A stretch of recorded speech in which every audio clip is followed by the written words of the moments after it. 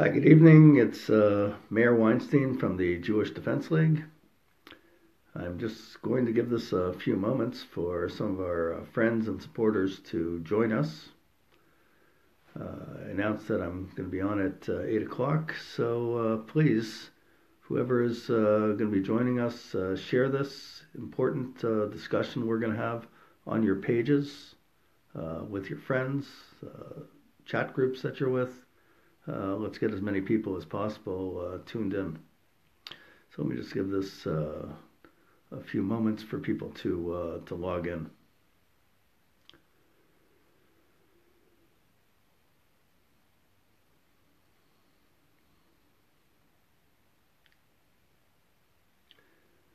Okay, well, we'll start now. There will be a lot of people joining us. Yesterday, it's been posted all over Facebook and social media. There was a demonstration at outside the Israeli consulate here in Toronto, and the Jewish Defense League was there to counter a group of Hamas supporters, and unfortunately, joining the Hamas supporters was a group of young Jews. Young Jews intent on saying the Jewish prayer for the dead, the Kaddish, for Hamas.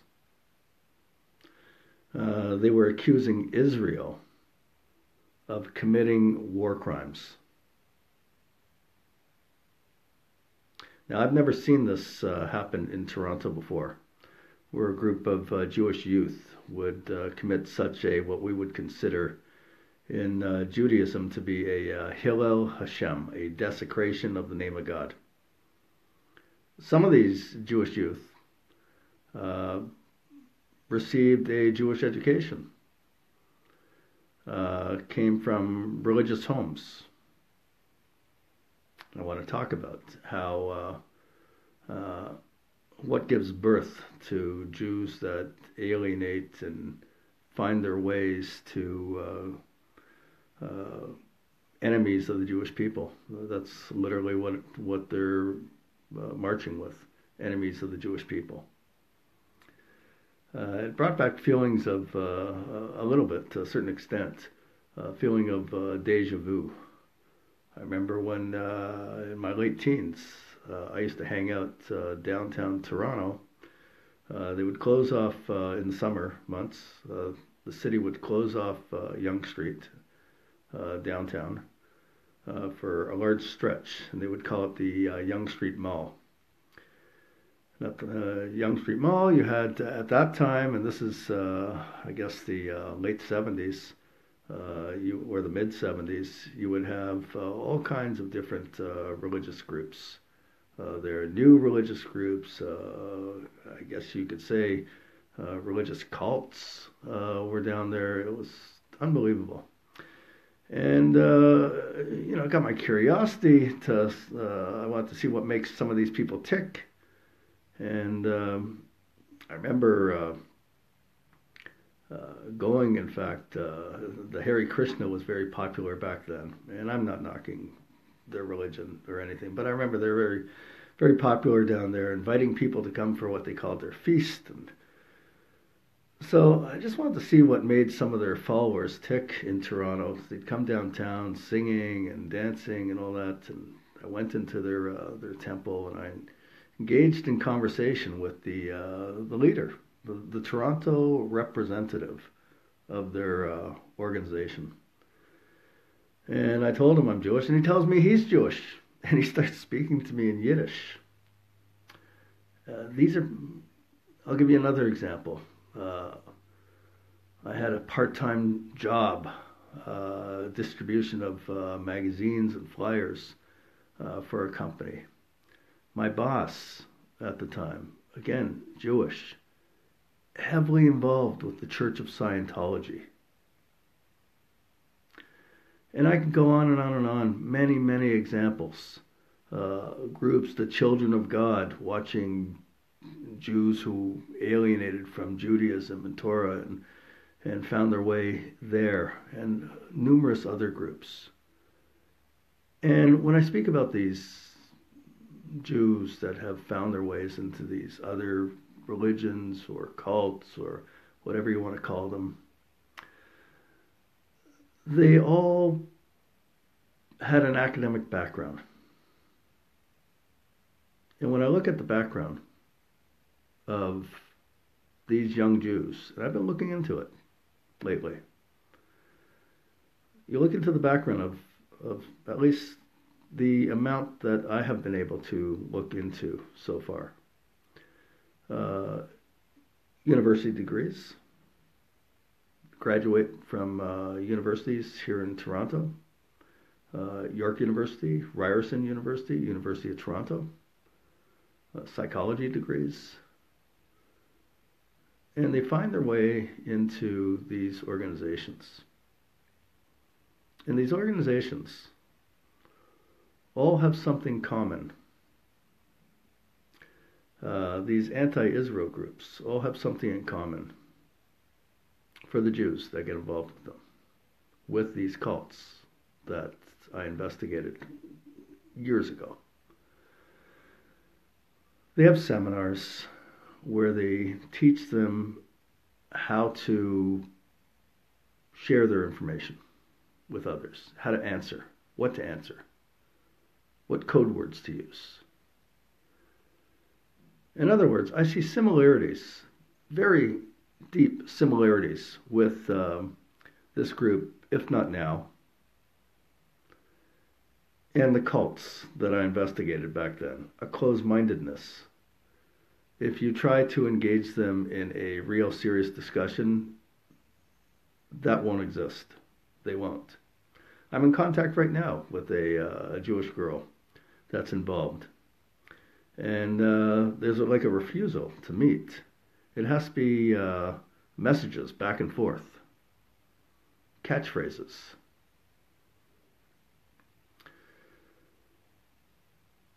It's my personal belief that many of these Jews that get involved in these organizations or in these cults, they come from dysfunctional homes, broken homes, divorced homes, where the parents go haywire into other directions after a divorce, because it makes no logical sense. These are bright kids, and the information is out there, exactly who Hamas is, and what the danger is, and what they do.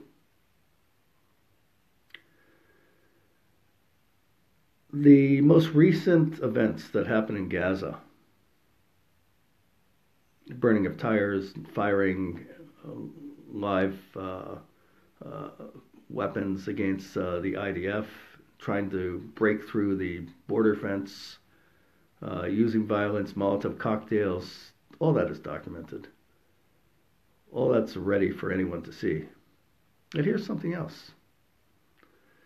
In the wild frenzy of these riots, the wild frenzy, there was actually a video that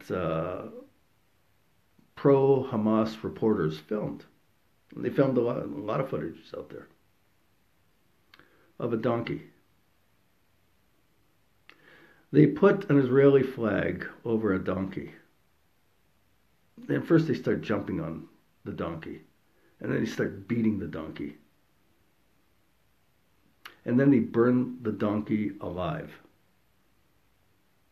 Pictures are there. I'm not too sure if I'm going to share those pictures on Facebook, because Facebook, with their censorship laws against people they perceive to be on the right, they'll shut down your pages for that. But it's readily available. Where's the outrage? Where are these progressives to demand accountability? This is horrible. And when I saw these Jews across the street from the Israeli consulate, I thought about our leadership. Where is our leadership today? Where is our leadership? We just finished Passover. It's not a very difficult holiday to keep. A lot of food, a lot of fun.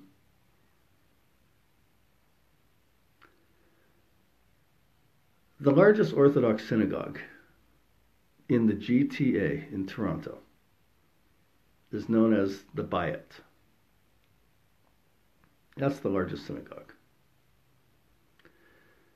It's had so much success since its inception, and unfortunately it does not enjoy the same kind of success it has in the past. There is a leadership, and not shared by all, in the Bayit. No question about that. But there are people in the Bayit in positions of authority that are reaching out to the Islamic community.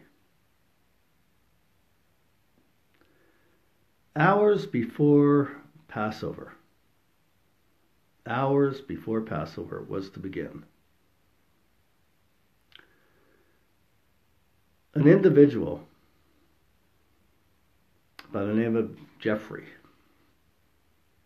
who says he heads the security committee at that synagogue, put together a team of volunteers to go to a mosque in Mississauga to help provide security for the mosque in Mississauga for reasons I'm not clear on.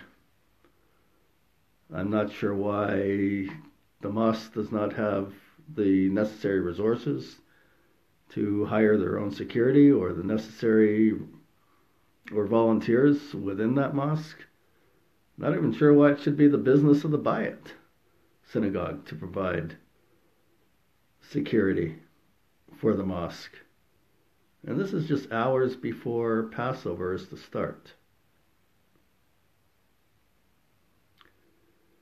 And this Jeffrey has the full support of the rabbi of the synagogue. That this is a wonderful thing, reaching out to these Islamic groups and these Islamic leaders. And this Jeffrey writes a letter to the editor of the Canadian Jewish News that he reaches out to the Islamic community.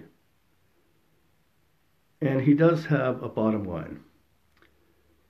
He will not sit down with people who are supporters or supportive of the BDS, or who support in some way the slogan, from the river to the sea, Palestine will be free.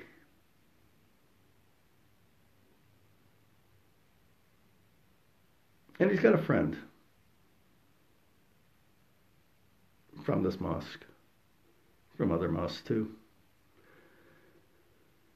His friend is Muhammad. They were in an article together. I believe it was in the Toronto Star. And the rabbi of the Bayit thought it was a fabulous article, that they're cooperating together and working together. So recently, this Muhammad, this great guy, great ally, posts on his Facebook page a post supporting Linda Sarsour, who is well known in the United States in the progressive left. She calls herself pro-Palestinian. She is heavily involved in the BDS. She is heavily involved with the people who claim from the river to the sea, Palestine will be free. And she supports Louis Farrakhan. There's so much additional information I could give you about others in that community. But suffice it to say, this Jeffrey contradicts himself. And he goes on a campaign against the Jewish Defense League.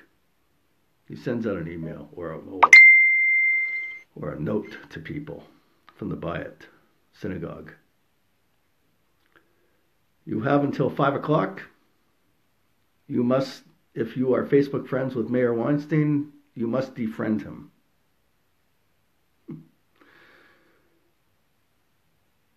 Typical nonsense to be expected from open-minded people, so-called open-minded people.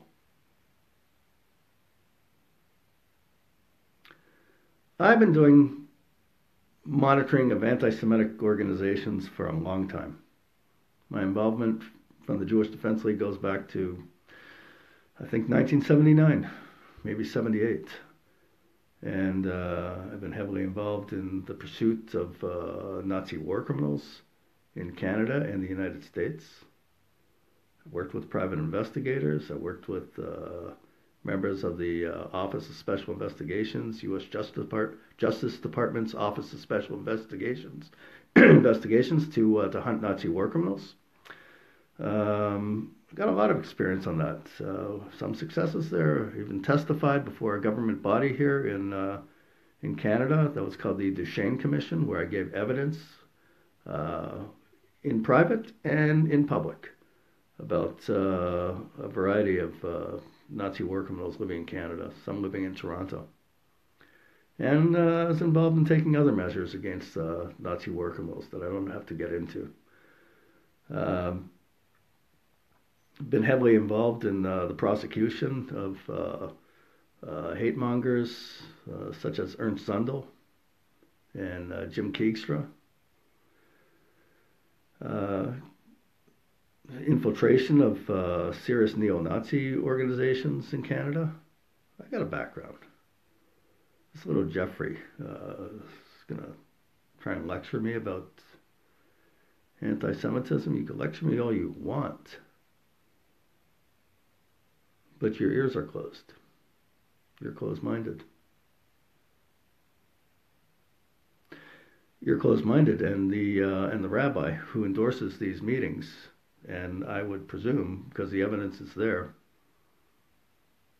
turns a blind eye to the evidence. Now here's the deal. Here's the deal. I went to yeshiva a number of years ago. When you go to yeshiva, you study Gemara. Study more than just Gemara, Talmud. But when you're studying, you're dissecting every single letter in a statement from the Torah. How it's phrased, why it's phrased like that. You're looking at terms from every single angle on multitude levels also. You're dissecting it to come to the truth of what statements mean and what words mean, to get to the root cause and go from there. That's how we learn. That's how rabbis learn. To give serious study and deep thought into exactly what is going on to make sense out of Jewish law and the Jewish way of life. After having such a background in that, our rabbis, and the rabbi from the Bayit, how is it that when the imam from this mosque in Mississauga that you did security for, that the Bayit went to do security for, how is it that when he's interviewed on a radio talk show, that he's asked about, have there been any embarrassing moments for you? And the imam answers, yes, there was one. There was one. You see, I'm just one individual at the mosque. I don't control everything. They invited an individual from another country. I wasn't really sure. Maybe he was from here, there, maybe Egypt.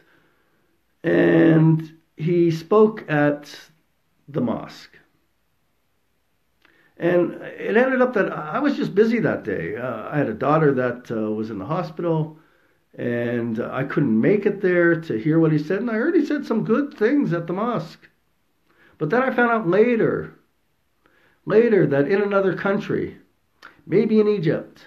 He made some anti-Semitic statements, and in some other countries and other statements too, that were not nice, not good, and I can't have anything to do with that. How is it that a learned rabbi falls for such absolute nonsense? When you look at letters in the Torah, in the Talmud, and you're dissecting them in this way and the other way, and somebody brings a question to you, and you got to examine it. No examination here. And then you heap praise on the person in the article with Jeffrey Muhammad. And I show you proof that this Muhammad is promoting Linda Sarsour,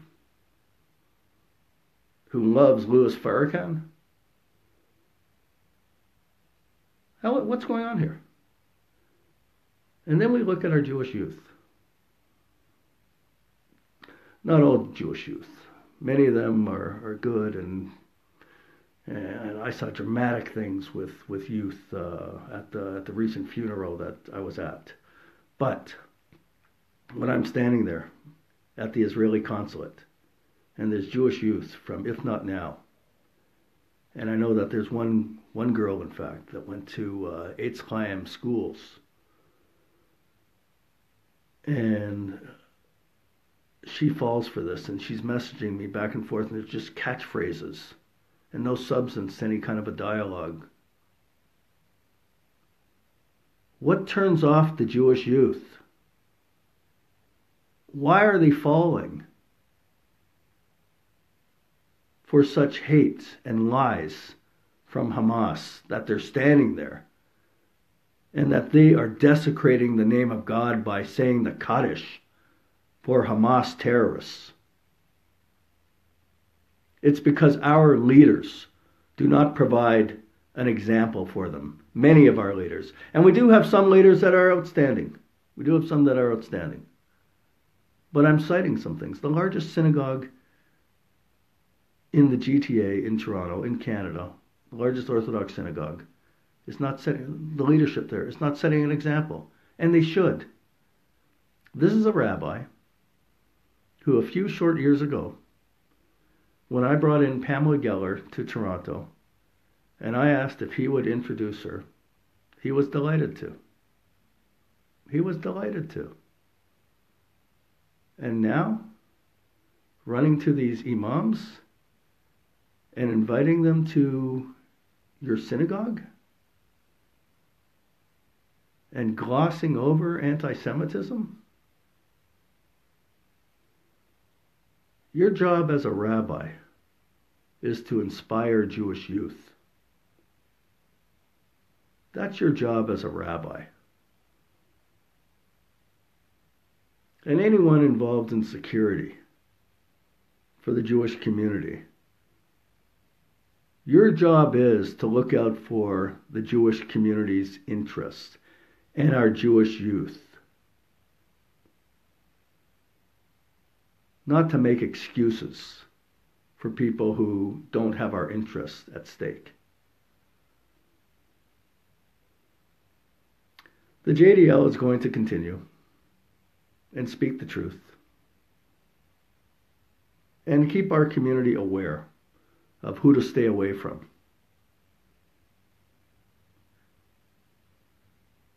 We have no fears. We speak the truth. As we get closer to the date when the U.S. Embassy will be officially moved to Jerusalem, the anti-Israel incitement in the streets of Toronto and many other cities throughout the world will continue. And the JDL and our supporters in other cities will be there to counter it. And I would like to see our rabbis come out and take a stand. The stand you take, it should be not seen as a personal thing, but it's what you're doing for the kahila, for the community. You have to be selfless. You should see yourself as a vessel of truth, standing up as an example for our community, for the backbone of our community, and as an example for our alienated Jewish youth. And your door should always be open. And you should initiate to meet with our youth. I'm initiating. And this is not my job. I do this because it's the right Torah thing to do. So we're going to continue. We will announce more activities coming up. It may be a weekly occurrence where we'll have weekly rallies in front of the consulate to counter the hate and incitement. This is going to be a very active year. My friends and supporters know this. We can count on them, and yesterday we had a collection of different people. We had from our community. We had people from other faiths that joined us. We even had Iranian dissidents who joined us that are involved in the struggle against the Khomeini regime in Iran. What you see there, you have women taking off their hijabs as a sign of defiance. And these mosques would consider such a movement by these women to be an example of Islamophobia. That nonsense. We stand with those women in Iran, standing for freedom. We stand with everyone in Iran, marching for freedom to overthrow the Khomeini regime. And there's mosques here in Toronto that support the regime in Iran. And there are major Islamic organizations here in Canada that work with, in partnership with,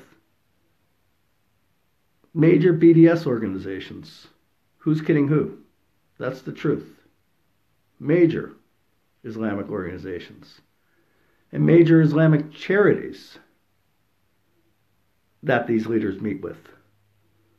They bring in people who spew incitement against Jews.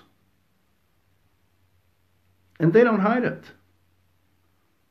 Our leaders, some of our leaders, choose to ignore it and deceive our community. This is not acceptable. And one other thing. It's our natural allies that we should be building up and working with and strengthening those relationships. Organizations like Christians United for Israel, one example of a natural ally. Great people. And unfortunately, the Jews who are marching to these mosques are spreading and defaming organizations like that. Almost comparing them to the Ku Klux Klan. This is wrong. This is wrong. So I will continue to speak out. My friends and supporters will continue to speak out. And we'll get the job done. We have no choice. That sounds a little negative. We have no choice. We have to do it anyways, because literally we do have no choice. But we choose to do it because it's the right thing to do. It's a positive move. We do it for positive reasons. There's no excuse. Stand with us and expose the fraud going on in our community. Thank you very much. Please share this message.